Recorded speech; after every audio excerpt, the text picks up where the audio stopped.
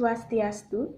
Kami dari kelompok 10 akan mempresentasikan materi tentang aspek solvabilitas neraca pembayaran luar negeri.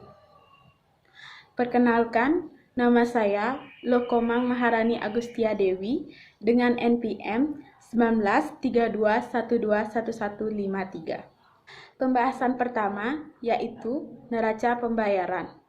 Neraca pembayaran atau Balance of Payment atau BOP adalah catatan sistematis dari semua transaksi ekonomi internasional baik di bidang perdagangan, investasi, pinjaman, dan sebagainya yang terjadi antara penduduk dalam negeri suatu negara dan penduduk luar negeri selama jangka waktu tertentu, biasanya 1 tahun. Yang biasanya dinyatakan dalam dolar Amerika Serikat. BOP sangat berguna karena menunjukkan struktur dan komposisi transaksi ekonomi dan posisi keuangan internasional suatu negara. Lembaga-lembaga keuangan internasional seperti IMF, Bank Dunia, dan negara-negara donor juga menggunakan BOP sebagai salah satu indikator dalam mempertimbangkan pemberian bantuan keuangan kepada suatu negara.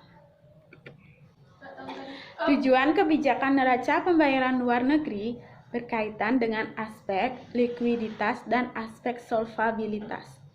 Aspek likuiditas yaitu menyangkut tujuan jangka pendek, sedangkan aspek solvabilitas menyangkut tujuan jangka panjang. Baik, nama saya Nika Denopi Arnayanti, NPM 19321211066. Di sini saya akan menjelaskan aspek likuiditas neraca pembayaran luar negeri.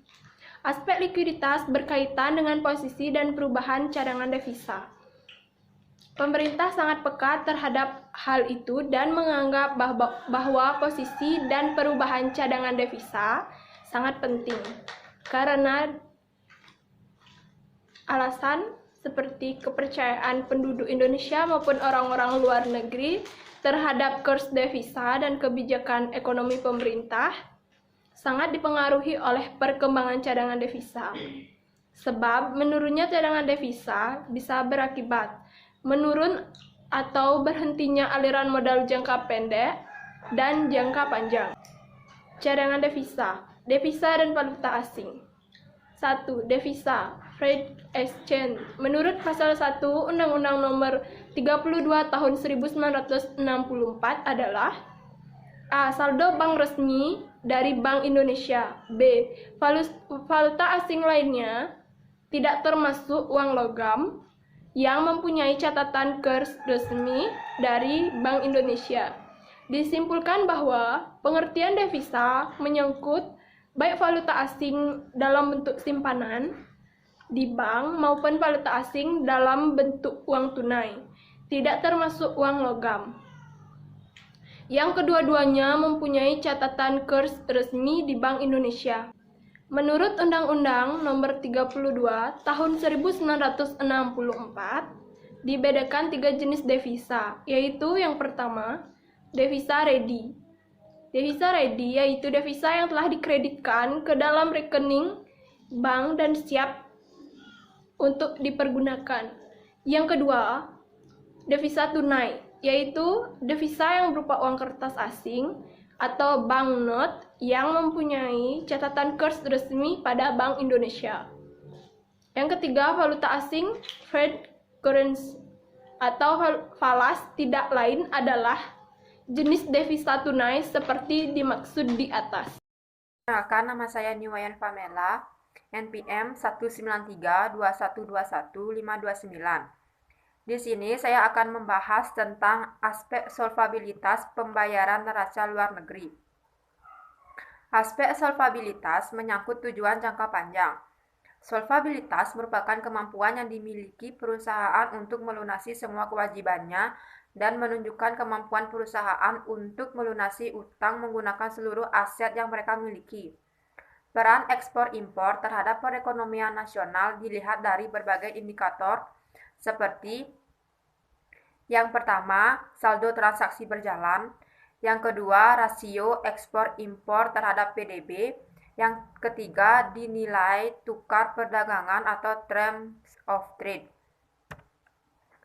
Efek nilai tukar perdagangan.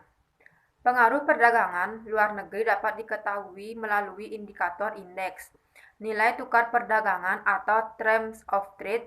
Perubahan terms of trade atau TOT dari tahun ke tahun akan mempengaruhi besarnya pendapat domestik bruto atau GDY atau Gross Domestic Yield.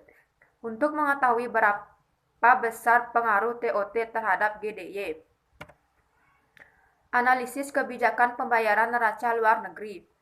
Kebijakan ekonomi internasional dalam arti luas adalah tindakan atau kebijakan ekonomi pemerintah yang secara langsung maupun tidak langsung mempengaruhi komposisi, arah, serta bentuk dari perdagangan dan pembayaran internasional.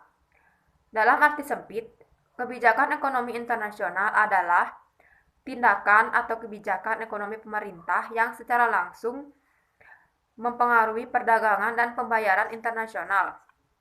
Instrumen kebijakan ekonomi internasional meliputi yang pertama, kebijakan perdagangan internasional, yang kedua, kebijakan pembayaran internasional, yang ketiga, kebijakan bantuan luar negeri.